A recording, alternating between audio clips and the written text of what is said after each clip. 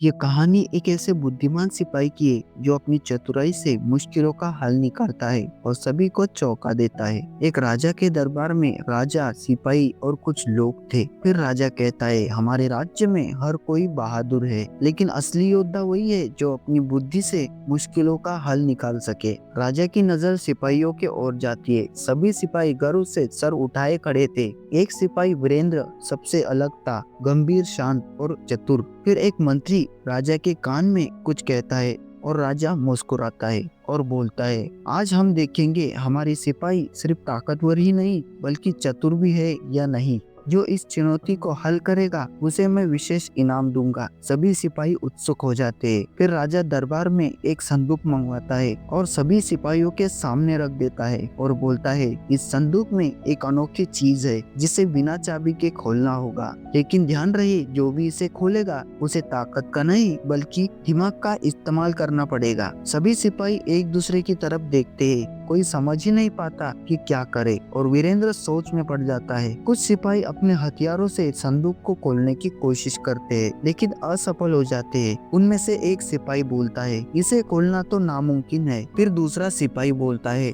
अगर इसे तोड़ दिया तो राजा नाराज हो जाएंगे। सभी सिपाही निराश हो जाते हैं लेकिन वीरेंद्र मुस्कुराता है और संदूक को ध्यान से देखता है। वीरेंद्र संदूक के चारों ओर घूमता है और उसके हर हिस्से को ध्यान से देखता है। वह अचानक संदूक को उल्टा कर देता है तो उसको संदूक के निचले भाग में एक छुपाया हुआ छोटा सा बटन दिखाई देता है। वीरेंद्र जैसे ही उस बटन को दबाता है, संदूक अपने आप खुलने लगता है। राजा आश्चर्यचकित होकर बोलता है, वाह, ये तो कमाल हो गया। वीरेंद्र, तुमने इसे कैसे किया? वीरेंद्र मुस्कुराते हुए बोलता है, महाराज, हर समस्या का हल ताकत नहीं बल्कि सूझबूझ से निकाला जा सकता है। मैंने ध्यान दिया कि संदूक के नीचे एक बटन था जिसे दबाने से यह अपने आप खुल गया। राजा खड़े होकर तालियां बजाने लगते हैं। सभी दरबारी और सैनिक वीरेंद्र की तारीफ करते हैं। फिर राजा बोलता है, वीरेंद्र, तुमने साबित कर दिया कि असली ताकत दिमाग में होती है। मैं तुम्हें आज से विशेष सलाहकार के रूप में नियुक्त करता हूँ। फिर वीरेंद्र राजा को झुककर प्रणाम करता है। सभी सिपाही तालियां बजाते हैं। कुछ सिपाही वीरेंद्र से जलते हैं और राजा से शिकायत करने जाते हैं और बोलते हैं,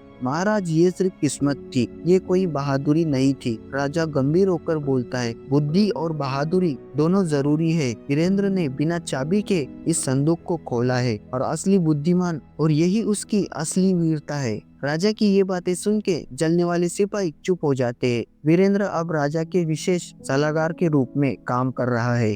उसके सुझाव से राज्य में शांति और समृद्धि बढ़ती जा रही थी। वीरेंद्र की बुद्धिमानी ने केवल उसे सम्मान दिलाया बल्कि पूरे राज्य को लाभ पहुंचाया। वीरेंद्र अब राज्य के एक गांव में जाता है। वहाँ वो कुछ बच्चों से बातें करता है और उनको एक सीख देता है, बच्चों, हमेशा याद रखो, हर समस्या का हल तलवार से नहीं बल्कि सूझबूझ से निकाला जा सकता है। बच्चे बड़े ध्यान से सुनकर सिर हिलाते हैं। तो दोस्तों, हमें इस कहानी से ये सीख मिलती है कि सिर्फ ताकत ही नहीं बल्कि बुद्धि सबसे बड़ी शक्ति होती है।